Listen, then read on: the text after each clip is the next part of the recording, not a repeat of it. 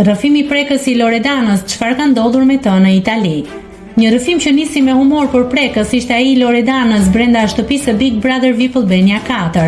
Banorja tregoi momentet e saj të vështira në jetë, nga racizmi në shkollë, te babai i saj që filloi të luante me lojë rafati dhe joja që i dha atij për Jozin.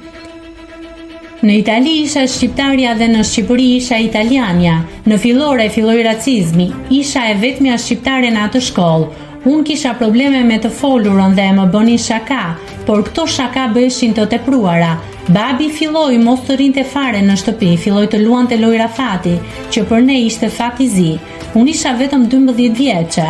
Riku rinte gjithmonë në dhomë, mami qante. Janë disa skena që nuk kam për t'i harruar. Kisha mami në depresion, nuk ishte më prezent si më përpara, të kishte atë përkujdesjen. Mami filloi që të largohej nga njerëzit, të rinte në krevat, mos të fliste. Fillova unë të bëhesha shtylla e shtëpisë, kur gjithçka mbaroi, në të katërt u bëm 4 fantastikët.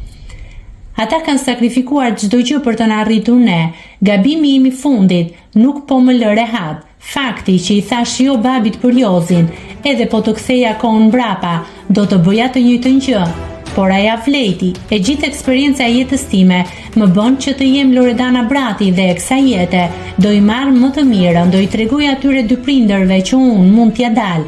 Unë kësaj jete ose do i marr më të mirën ose s'ka, tha Loredana. Pas rrëfimit ajo pati një bisedë me Ledion Liço ndërkohë që ndodhej në dhomën e rrëfimit, duke thënë se kërkon që t'i tregoj prindërve se sa e fortë është.